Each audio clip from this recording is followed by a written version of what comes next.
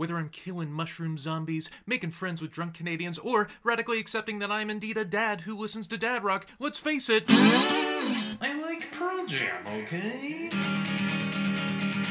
Oh, DiLisio likes things. All kinds of really cool things. He'll tug at your heartstrings about nothing at all. Oh, DiLisio likes things. He'll talk and he'll sometimes sing, but you bet your ass he'll shamelessly plug all of his songs. All of his songs. Welcome back, one and all, to the DiLisio Likes Things podcast. My name is Mark, but I go by DiLisio, and I am incredibly pleased to present to you, friends, episode 2 of the DiLisio Likes Things DiLisioverse. It's a thing now. You know, guys, after writing, rewriting, producing, rewriting some more, editing, then finally finishing the pilot episode of this series, all about my adoration of chicken nuggets, that is, I realized something. Number one, these episodes are really, really fun to make, and B, these episodes are really, really time-consuming to make. But that's okay, because I'm going to keep doing them for as long as I can. Guys, I can't even stress to you how much I like things. I mean, it's a lot of stuff. Movies, sweatpants, vinyl records, wine, making wine, drinking wine, games, sports, spielen Sports, schwätzen Sports. It's endless, really, the things that I like. And to create something specifically revolves around the tomfoolery, the chicanery of what gives me dopamine rushes, well, it's so therapeutic for me. Like any one of the 40-some songs that I've released that calm me, that soothe me, such as How Can You Love Me? Or how about I Will Never Know? Or maybe even Eternally a Homebody? Or definitely maybe There's no need to atone, no need to atone. Or even Fuck You LBJ! So calming, right? It's all part of what I bring to you in my sonically pleasing, nay, pleasuring to the ear packaging. And now that I've heightened your senses, titillated them, piqued them, they can't take it no more, boy.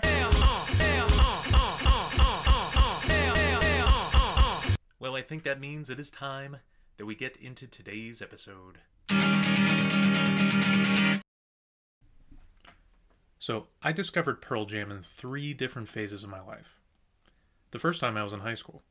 I remember going into my dad's massive CD stash, which, by the way, he had and still has about 1 million CDs that he still willingly listens to at home. Streaming, what is that?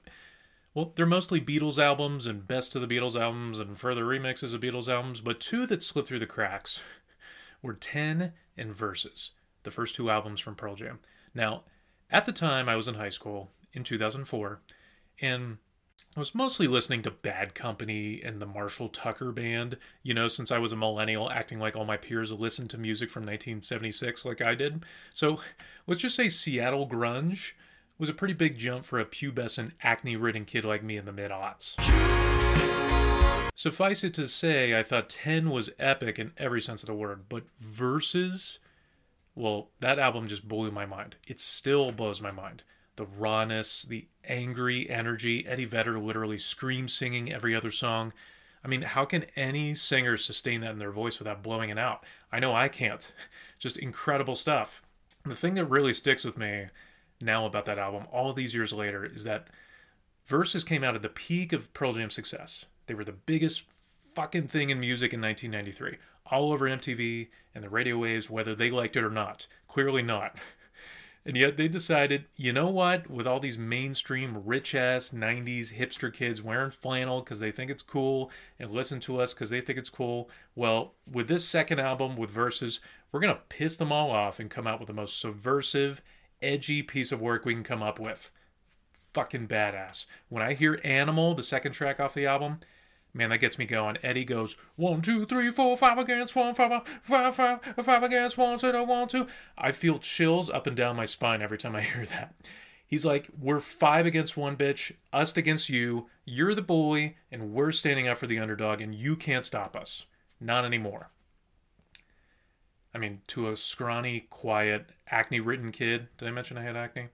To a kid like me, struggling with self-confidence, wondering where his place was in the world, well, that was everything. 1, 2, 3, 4. And now, DiLisio sings one of his own songs while impersonating a famous grunge singer's voice.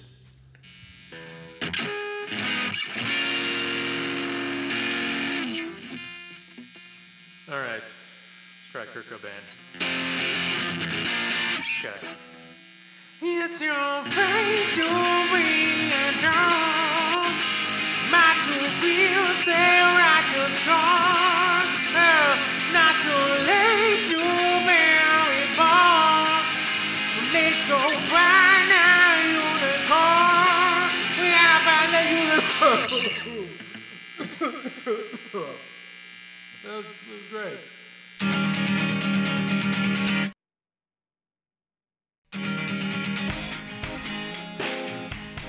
Hi, my name is Benny, and one thing I really like today are spreadsheets.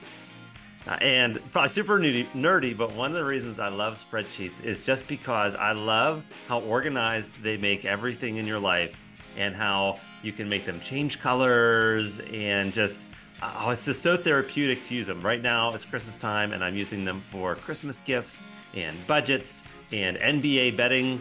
So I just use them all the time. I'm always making spreadsheets and it's super nerdy, but I absolutely love it. Little check boxes turning green and yellow, and it's the best. The second time I discovered Pearl Jam was in 2013, roughly 10 years ago. Yowza. They came to my hometown of Pittsburgh to do a show, and unlike most Gen Xers there that traveled tours with them and had seen them upteenth times, it was only my second time. The first time was back in 2006 after my freshman year in college. Side tangent. That show was amazing. Eddie came out and did a solo song before the opener. I was with my brother-in-law exactly a year before he got married to my sister. They started the show with a release from their debut album, my favorite song from that album. They ended the show like 3 hours later with Bob O'Reilly, just amazing stuff. Anywho, so I'm at this 2013 show, and they're pulling out all the stops, right? Lightning Bolt had just come out, so they were playing that record a lot, and Jason Grilli, name drop, who's an ex-relief pitcher of the fucking Pittsburgh Pirates, he made an appearance, which I felt a lot of feelings about. He was on stage, too. I'm like, oh, come on. What else? They played Sirens from that show, just an epic song from that record. But unfortunately, what I'll always remember from that show is regret. So I meet these people sitting next to me, right? They're Canadian, 2 guys and a girl, drunk off their asses all night, traveling with PJ up and down the East Coast that tour, and without a shadow of a doubt, some of the nicest people I'd ever met. We're singing along to every song together, arms around our shoulders, and the whole time they're like, Mark, my bro, we're going out after this. Don't be sorry about being hungover tomorrow. Don't be sorry. They kept saying that. We're going out, friend. You're our tour guide. But you know what? I didn't do it. It was a Saturday night, too. I had nothing going on the next day. Well, I mean, I guess I had church, but don't get me started there. I didn't do it, guys. Sucks to be me, man. Jeez. I was kind of a square back then, you know? I was a nice, easygoing guy, yeah, but somebody terrified to rock the boat. Terrified to get in a bit of trouble. Terrified to live in the moment. To live in the moment. See, these hosers probably ended up going out, having a ball around town, and there I am driving home so I could beat the traffic and be in bed before midnight. Because God forbid I go to bed at an unholy hour, man. But now, when I look back 10 years later, I'm really proud of how far I've progressed as an adult and as just a person in general. I mean, I'm not looking to go out and get faced every Saturday night, but I am more accepting of the idea of going out and having a good time. I haven't always been that way. I've grown and I've changed, becoming more confident and sure of myself and self-possessed in the process. See, that's what Pearl Jam means to me. They've stayed constant in a lot of ways. They've stayed consistent in their musical output, but they haven't shied away from change. Which, it might be a big reason why their band has stayed together this long when so many of their peers haven't. Embracing change without fear. What a mantra. To embrace change without fear. So cheers to you, my long-lost Canadian friends. Have fun going out tonight, having a ball, living your best life. I know I will. Because now I finally realize that great friends, they could be hard to come by. So, enjoy them while you have them. Big baby, big baby. How's it going, buddy? Not too. I'm doing pretty good. How are you doing? I'm doing well. It's good to see you. Good to see you. We got the blue Yetis going. Feeling Yeah, good. that's right. Are you is this like upstairs your like recording zone? This This is attic my space? attic. Have you ever up in my attic? I've been there Right. once before it was like ever finished or touched up or anything. Yeah, I've done a lot to it. I got a drum kit, things that cost way too much money up here. Yeah, this is where I spend most of my time. This is where I've been doing the podcast up here. Nice. Yeah, buddy. A Thanks for nice doing spot. this. My pleasure. I'm honored to be a part of it. Oh my God. Yeah. So we'll get into a lightning round if you're good with that. Yeah, let's do it. Whatever you need. Yeah, this is all about things that things that you like. It's going to be all questions about stuff that you're super into. So to start it out, Well, let me if I go too long on like, do you want explanations with these things? oh, it could be as long as or as short as you want. Okay, if I get too long, just give me the wrap it up. I'll give you the wrap it up single. Don't worry. Yeah. Okay. Let's start by the most obvious question. What is your favorite color? Oh, my favorite. This is lame. My favorite color is blue, and I feel like everybody's favorite color is blue, but I like blue. Ever Every since you were a kid, it's always been blue. ever since I was a kid, it's always been blue, and Wow. every version of blue. I like a good royal, a sky blue. I dabble in teal. The blue. Wow. It's all blue. The whole spectrum of blue. Whole spectrum of blue. Yeah. Yeah. So speaking of being a kid, can you think of the first thing that you liked as a kid? First thing that I liked as a kid, honestly, the first thing I can remember liking is The Price is Right. That's So good. yeah, when I was like 4 or 5, I had a babysitter who ended up being one of our lunch ladies in high school, and I would be in her basement, Mrs. Benedum, and I would What? watch I The didn't know Price is this. Right as like a 5-year-old. I think it was like before kindergarten or something like that. She'd get me on the bus, or no, after kindergarten, and I just loved The Price is Right, and I still love The Price is Right. And you didn't ask me this question, but I'm going to answer it anyway. Do A it. game that I like on The Price is Right is Plinko because it is the best game. Plinko is the best game. Objectively the best game. Wow, that's good. That's really good. I remember liking Price is Right a lot, but I can't say I've sat through a single Drew Carey episode of The Price is Right at this point. No, Bob Barker is the way to go. I mean, nothing against Drew, but he's Right. no, it's not the same. No, it's just not the same. Um, okay, so you're probably, not probably, you're definitely my oldest friend at this point. And I feel like first remember, I think the first time that we met, you might not remember this. It was before Team Pizza Joe's, which we'll get to. Hmm. Um, there was another travel baseball team that we were on, the Little League baseball team, where I just remember we all had nicknames for each other. Okay. Like Vince Notch gave everybody nicknames. His name was Dr. Natch because they were all based on everybody's last names. His was Dr. Natch. Mine was like something to do with fries or French fries or something because of Jeff Fries. I'm pretty sure yours was he called everybody called you Canaan, like the land of Canaan. Yeah, Yeah. And maybe it was like Moses thrown into there. Do you remember this? I do because I feel like Lee Gass was on our team, wasn't he? Yes, he And was. we used like something about his last name being Gas and fart Exactly. like that. Yeah, Wow. That's right. I remember Lee Gass pretty well. I forgot that he was on that team, but you're absolutely right. Yeah, there were a lot of fart jokes there. And then we were probably like in fourth or fifth grade. And then going into like sixth grade, I remember being in pre-algebra together do you remember our teacher? Mrs. Sarkis. Yeah, it was a Uh-huh. nightmare. And I specifically remember you saying, I don't remember why I remember this line coming out of your mouth, but I will never forget like enthusiastically saying, we're using graphing calculators today. That's such a That's strange thing just, to remember. I'll never forget that for some reason. Do you have any memory of liking graphing calculators? No, other than when you could play the little games like, do you remember the bowling game that was in the programs on the calculator? It was like a No. zero that moved across the bottom. And there was another game on the graphing calculator where you could like buy and sell drugs, like be like a drug dealer, and just you just press like the number it was, not school appropriate. I'm a principal. Sure. I don't condone it, but No, yeah, of course. But yeah, I love the graphing calculator games. The only thing I do remember from Mrs. Sarkis's class, other than doing terribly, I is know where when this is going. Yep. it's multiply, add, keep the same denominator. I wish people could look at this right now. Yeah, I remember that pretty well.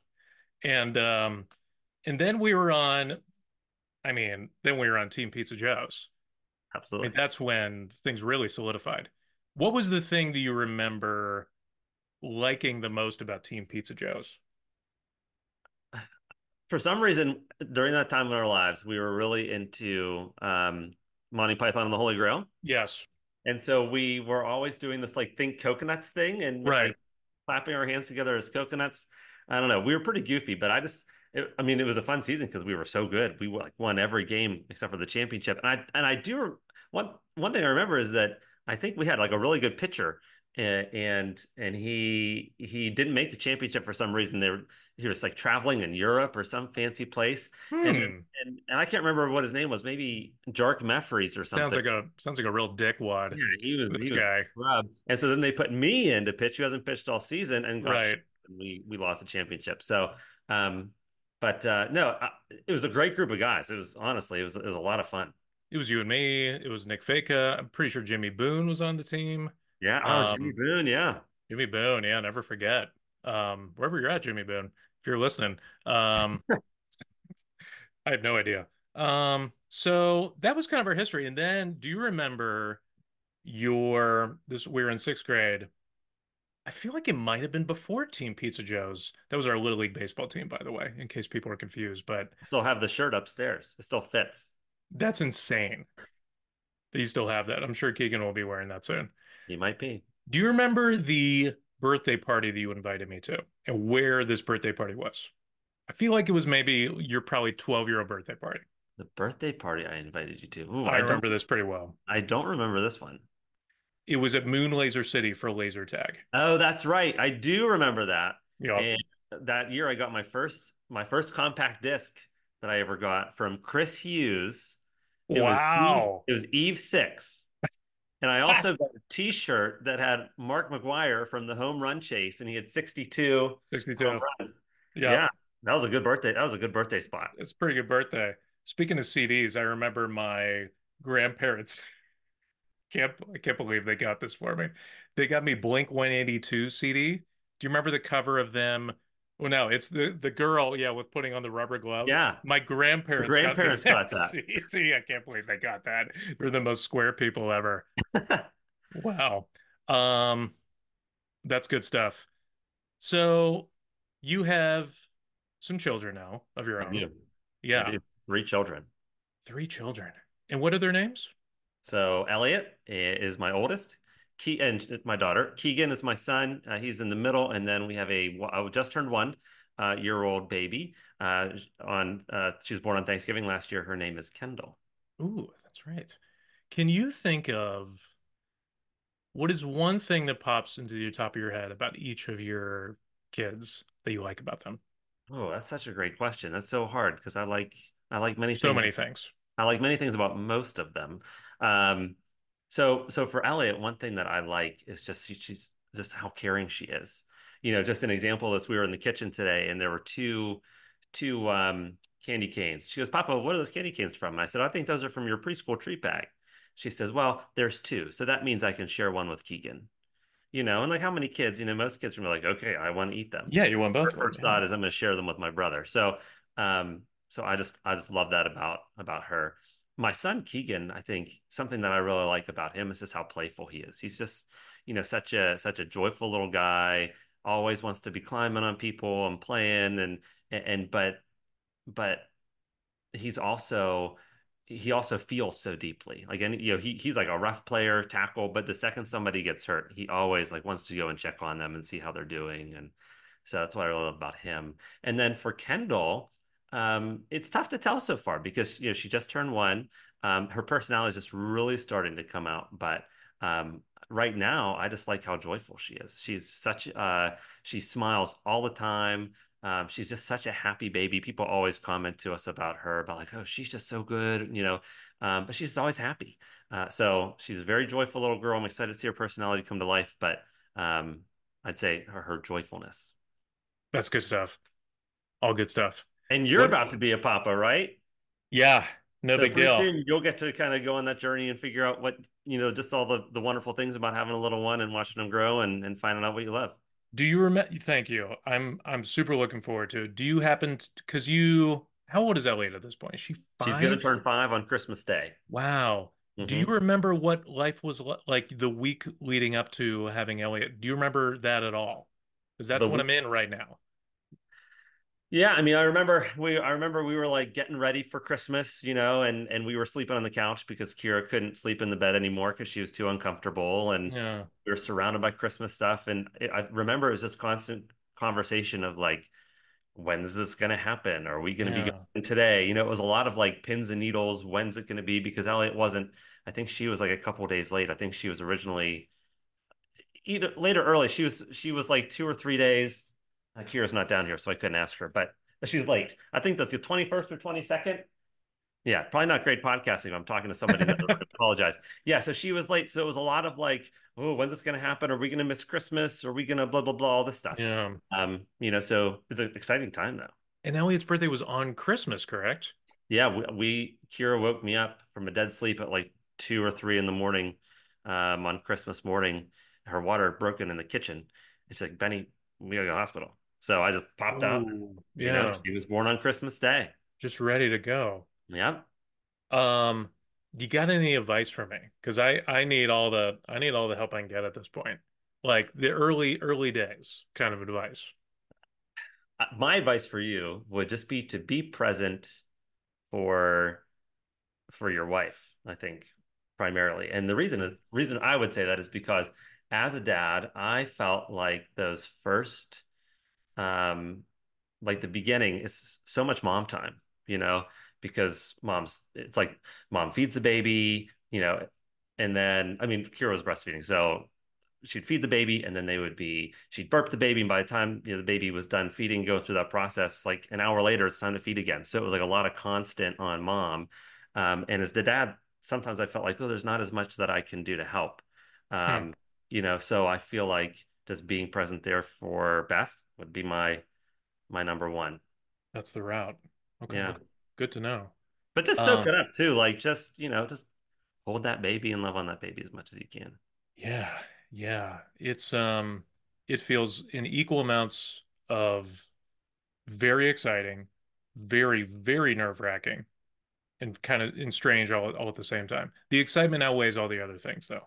Yeah. So And I being think present, yeah. yeah, and the other thing is like, just don't be afraid. Like, one of the things I remember about having my first child at the hospital, it's like I'm trying to treat them so delicately, like they're just such a delicate little baby. And then the doctor comes in to do their wellness check and is like ripping their body all apart and like stretching them, and like, it looks like they're gonna like Yeah, tear right. So this baby apart. you're gonna rip them in Um, half. Yeah. yeah. And so I think through that process, I learned that, you can just learn as you go, Yeah. and you can make mistakes with these little kids, and just don't be afraid. It'll come to you. You've worked with kids for a bajillion years. You're gonna do great. Appreciate it, buddy. Yeah. That's really good to know about the dexterity of children, that they're not super fragile because I'm terrified. I think that's the one of the biggest things I'm terrified of is like handling a baby and Yeah. making sure they don't break in my arms. Yeah, that's good.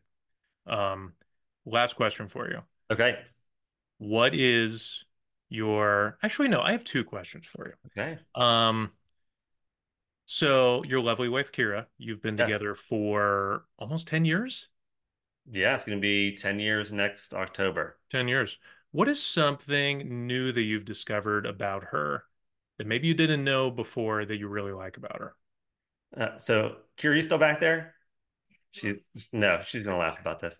Um, Something that I've discovered probably over the past couple years that I really love about my wife is her passion for local government. Um, she's like, and I don't even know if you know this, Mark. She's like a little Leslie Knope, in She's Carnegie. Like she's today, mentioned it a little bit. yeah, today she went to a borough meeting to, investigate a family in on our block that wants to turn a house into like a multi-unit apartment. And she did all this research and went to represent our neighborhood. And she's volunteered at polling places. And like she's really gotten active in our community to the point where we went trick-or-treating with our family this year on our street. And it's like she's the mayor of this town. Like everybody knows her, Everybody everybody's knows talking her. to her about different things, and I think just the influence that she's already been able to have with people. I mean, I've always seen that from her, the way that she is able to care for people and make a difference in people's lives. But seeing her translate it to like a new community with a bunch of strangers that, we wouldn't have connection with unless she took the initiative to build that Yeah, connection. It's been really cool. So kind of nerdy, but I think that's something I really like about her. that's And that amazing. she's willing to like take a step because those things would terrify me Oh to yeah. take some of those kind of steps. But she's just like, whatever, doing it. I think I'm realizing because I've always thought this about myself, like, oh, I'm not a very well-connected person. Like, I'm in the music biz, but I get on myself for being like, I'm not as well connected as I wish I can be. And like, I've always thought, like, there's nothing I can do about that because that's just my personality. But I think I'm realizing that if you want to be well connected, you just have to put yourself out there. And sometimes just ask people for things and just like make yourself known to people. Like that's how you make connections with anybody. Yeah, definitely. Hard to Yeah. do, but Hard to do, yeah. Um, okay, my final question. okay. What is your favorite physical location on Earth? And don't just say like in general, like, oh, I like New York. Like, is there a physical coordinates location that you love more than anywhere else? Okay. I was hoping you'd ask me this because I have an answer for this. I heard you ask Beth this on the last episode. So I was ready for this one. My favorite physical location is being in a car driving down Rehoboth Avenue in Rehoboth Beach, Delaware in the summer. And it is my favorite place to be because I'm in my car with the people that I love and I roll down the windows. I've got the Beach Boys playing. You can smell the salty air. You can hear the seagulls. You see the bandstand and the ocean in the distance. And it's, you see all the vacation goers, and it's just a sign that like Rehoboth Beach is my favorite place to be. And this is the start of my vacation where nothing matters, where I can just relax and I just can take it in. So when I can like close my eyes and picture, I can see myself going around the roundabout with the windows down and just starting the drive. Absolute favorite place to be. Benny Canan, appreciate you being here Hey, thanks for having me, Mark. on the pod. Or Love you, buddy. DiLisio. For DiLisio, that's right. Or Mark. I go by DiLisio or whenever else. Appreciate it, buddy. It was my pleasure. Thanks for having me. Yeah.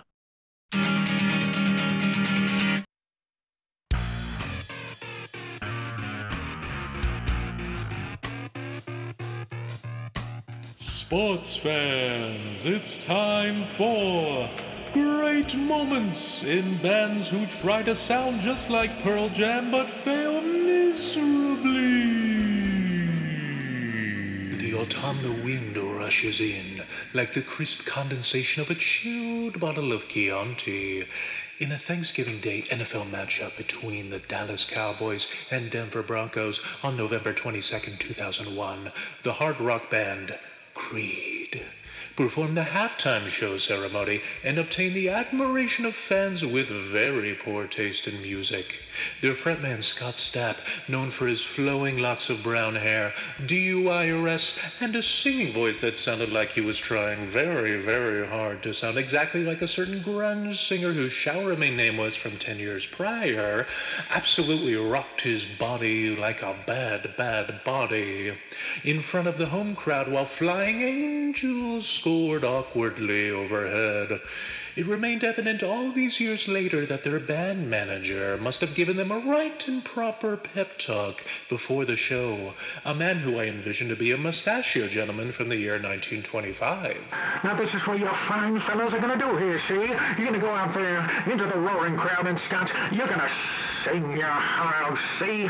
Sing with your might, blow your lungs out if you have to. You must You must. Led by Stapp's stage riz and lead guitarist Mark Tremonti's landing strip of a soul patch, Creed tore into a blistering nails on a chalkboard set list featuring all the early 2000s nu metal hits that made them knockoffs, I mean famous. Scott, you're tearing the roof off the place, my boy. Play higher, play lower, play my sacrifice, play. Hell, I don't care. Do Derry Jones proud here, will ya? Will ya? It was a call to arms, and the cool bro heavenly warriors rose fearlessly to the challenge, while also making the onlooking audience feel very uncomfortable. So for being hilariously awful all these years later, Creed, we salute you. Can you take me higher? Yeah, see, I can sing like you, Scott, see? Yeah. This has been great moments in bands who try to sound just like Pearl Jam but fail miserably.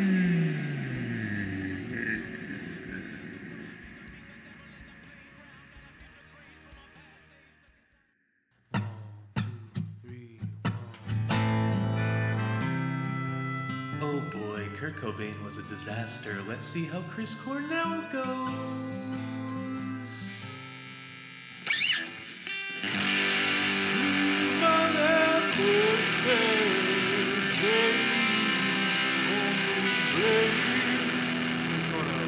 I don't care that you can talk over the phone.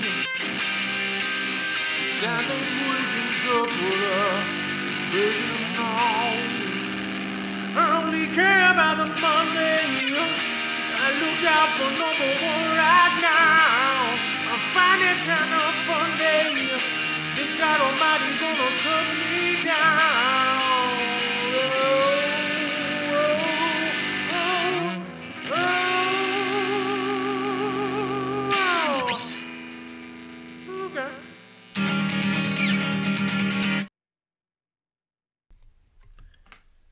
The third time I discovered Pearl Jam was just last year, 2023. I hadn't listened to them in a really long time. Not out of spite, but just kind of forgot about them. For me, other music gets in the way pretty easily. Especially, my own music gets in the way of returning to the classics. I've tried so very hard in my brief time calling myself a musician to craft a sound that feels original, that feels good, that feels fresh, that feels good and fresh. And I'm proud of all that, don't get me wrong. I push boundaries, I've tried new sounds, new instruments, new ways of delivering my lyrics and my beats, especially with Slither, my most recent record, shameless plug. It feels really good, and I owe a lot to my music friends for pushing me in new directions. But man, when The Last of Us hit HBO early last year, I was brought back to my grunge-loving roots, man. Now, before I go further, if you're not familiar with The Last of Us, the show or the video game, which by the way, games on PS5, parts 1 and 2 are fucking amazing in their own right. You should drop everything you're currently doing and spend 100 hours playing both back-to-back and then keep going with this podcast. Basically, the show, it's post-apocalyptic, about the world getting ravaged by this mutating fungus that turns them into flesh-eating zombies, and also about, mainly about the people that survive the fungus, too. Two of these survivors are Joel and Ellie. They're this pseudo father and daughter pair that act as the show's leads, and they're the heart of the series. Okay, so there's this one episode in particular. It's called Left Behind. It shows Ellie in this flashback scene training for her required military school in one of these quarantine zones. She's doing laps around a gym. She's getting berated by her instructors. She's looking scared and miserable while a certain Pearl Jam song plays out in the scene. Honestly, one that I had never heard before. It's the final track from their Riot Act album in 2001, and it's called All or None. The opening line of this song says it all for Ellie. It's a hopeless situation, and I'm starting to believe that this hopeless situation is what I'm trying to achieve. But still, I try to run on, and it's all or none. Man, it's all or none. Sometimes that's the way I feel myself about putting my own music out into the world. Don't get me wrong, fewer things give me more joy than writing and recording songs that I've made.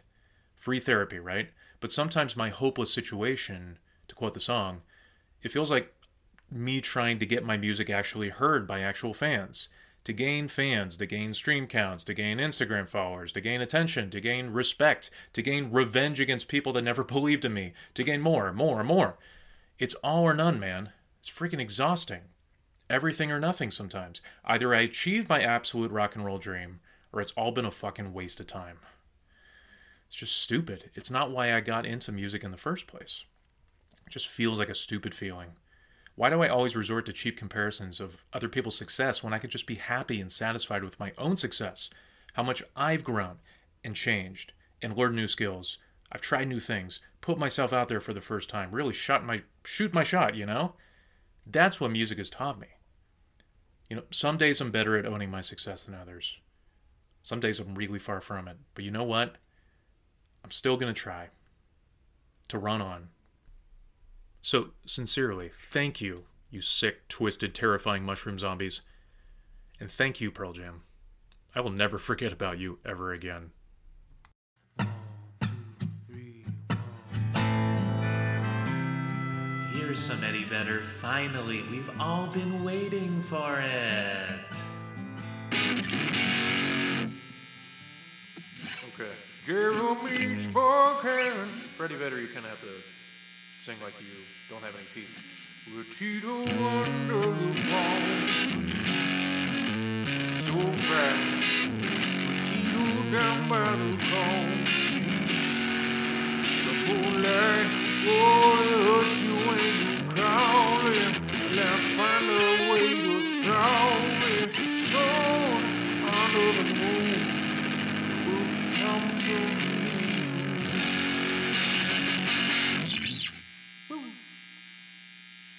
Before we go, can you tell me what's one thing that Peggy likes today? Birds. She really likes birds today. Chasing birds.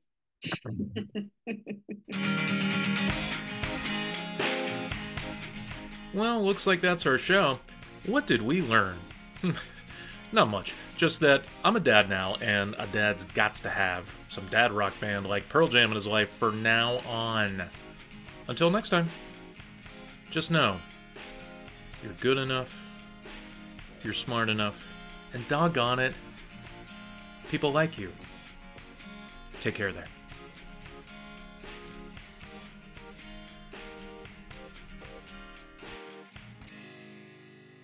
The DiLisio Likes Things podcast, starring Mark Jeffries as DiLisio and Peggy as herself. Today's episode was written, directed, produced, recorded, and edited by Mark Jeffries, including all original music by DiLisio. Follow DiLisio on Spotify, Instagram, and Facebook to keep up with all of his latest music. And please make sure to rate, review, and subscribe to the DiLisio Likes Things podcast, wherever you get your podcasts.